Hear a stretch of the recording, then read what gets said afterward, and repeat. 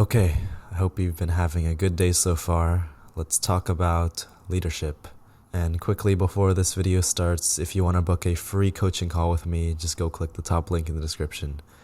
So, last week, during my first week of college, I had my class. I looked at the schedule. It was room 064 in this building. And I arrived 5 minutes early to class. And outside of this classroom, in the hallways, there were about 8, 9, 10 other people in the same class as me, and they were just waiting outside the classroom on their phones, not talking to each other, being antisocial.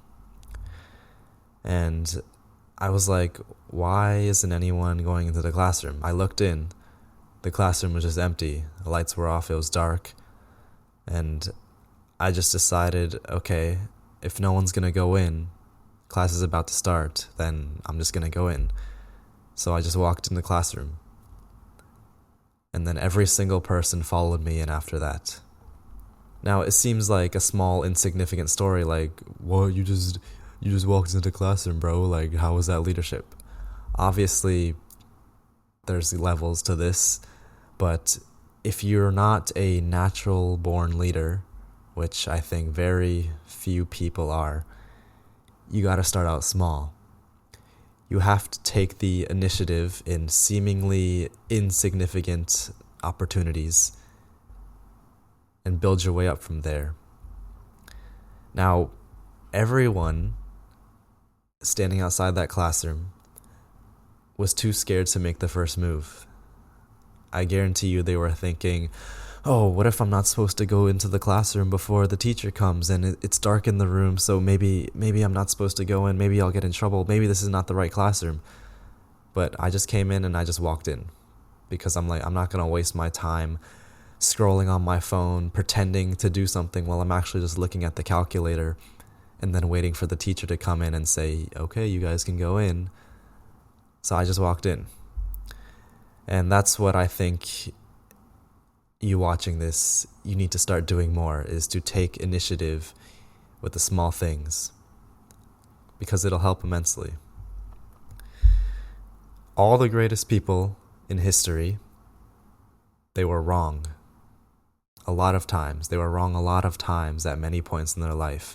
In class, they were the ones that the teacher asked the question, they raised their hand, said the completely wrong answer. And maybe some people in the class are like, haha, like this guy is so stupid, he doesn't even know the answer. But he's the one that raised his hand. He's the one that took initiative. And because of that, he's the one that learns the most. He's the one that's going to take the most value out from that class because he was the one actively participating and engaging in the material. Being wrong is how you learned.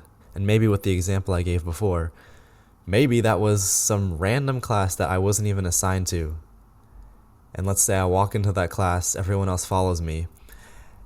5 minutes later, the teacher comes in and is like, okay guys, welcome to Calculus 456. And I'm like, oh my God.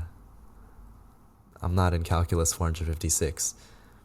But that's okay. I say, oh, my bad. I'm sorry, I'm in the wrong class. And then I go to the right classroom, maybe I read the number wrong, and maybe I'm a little late, but just explain to the teacher what happened. It's the first week of college, people get it, and go from there. If that scares you, if the thought of, and I'm sure everyone outside the classroom, subconsciously, maybe that was scaring them.